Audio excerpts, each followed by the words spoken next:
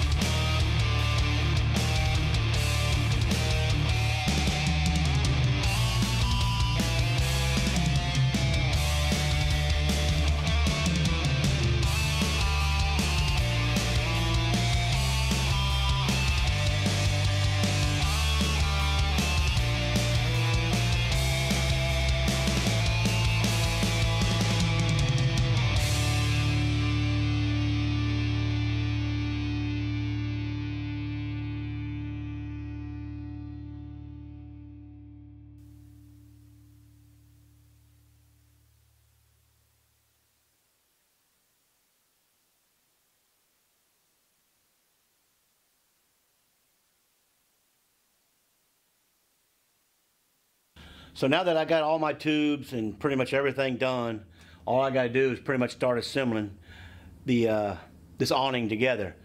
So I've got one more thing that I need to do, is how I'm going to mount it. And what I plan on doing is using my riv nuts. That's the same thing that I showed y'all in a previous video that holds the tunnel in on the drag cars, these swell nuts that these bolts screw in. This building's got all these square tubes that run up that hold the garage door. It's all steel building. So I'm just going to drill some holes and I'm going to insert my thread nuts into them. And let me show you I don't know if I did on my other video or not, but pretty much this is the riv nut gun that or stud gun or whatever you want to buy, to put it on there. And these are pretty cheap. They're not that expensive to buy. You go online, and it comes with an assortment of dies. It comes with all kind of different rev nuts, from metric ones, little ones, and the particular that I've got is the 5/16/18. because this is a rev nut that I use on some machines that I work on. So, and sometimes these strip out because you take these bolts in and out, working on a machine. Eventually they strip out, or they tighten them too tight and strip them out. So I have to replace them. You know, it's just like a pop rivet. So you would just drill it out, take it out, put a new one in. Pretty much the way these work is, this has got the wrong die. I'm going to have to change this die out. But pretty much, you know, you open this up. Let me show you here. When you open this up, this bolt head right here, it comes up higher. You would take and screw this on. Well, I have to put the right thread in here, but you screw that on, and then when you squeeze this down, it pulls and squeezes this down, swells it, and makes it stay in that hole.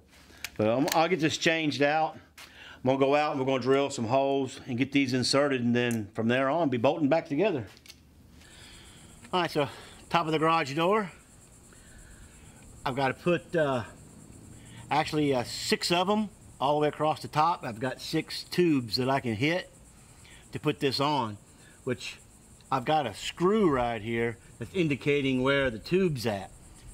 Fortunately, on these garage doors, they double tube it on both sides, so I actually got another one right here next to the screw. But I need to be right in the center of this hump and this hump, so we're going to start putting our bolts right here. So that'll keep me straight all the way across, as long as I put my holes in the same spot all the way across. So let's get our first hole put in.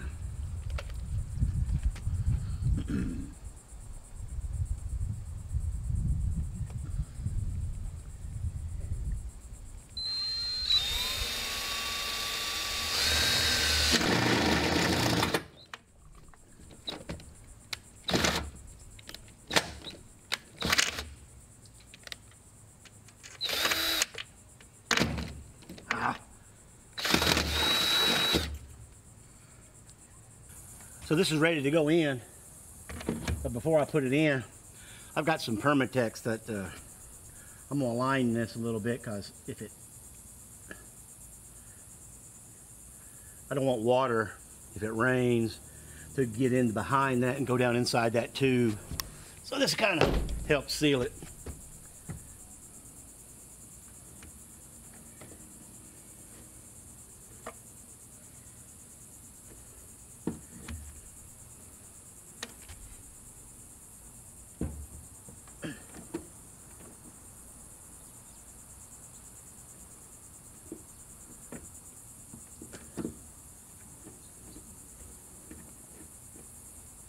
So you turn this little knob and you unscrew it.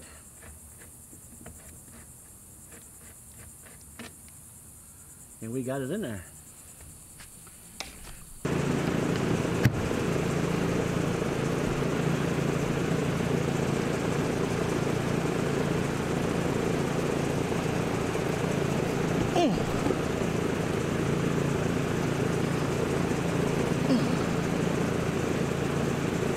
Yeah, that one went in there good.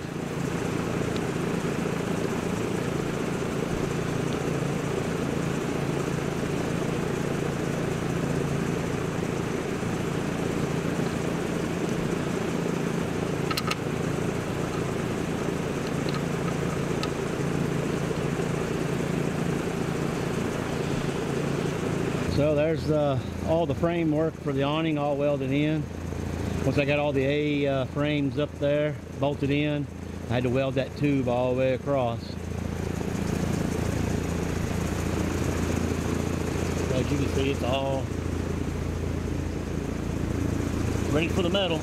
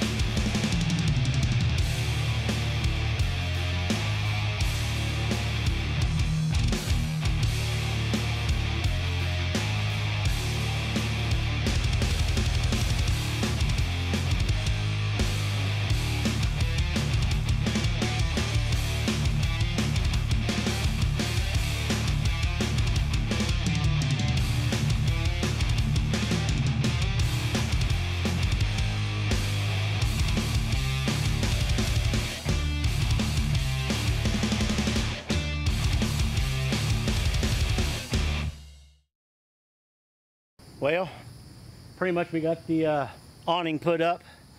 That's about 90% finished. I've got the end panels I still got to put on. I'm running out of time today. Weekend's pretty much over. So that's going to pretty much wrap this video up. So don't forget to subscribe, like us, and hopefully we'll get something going on with the car here in the next couple videos. Take it easy.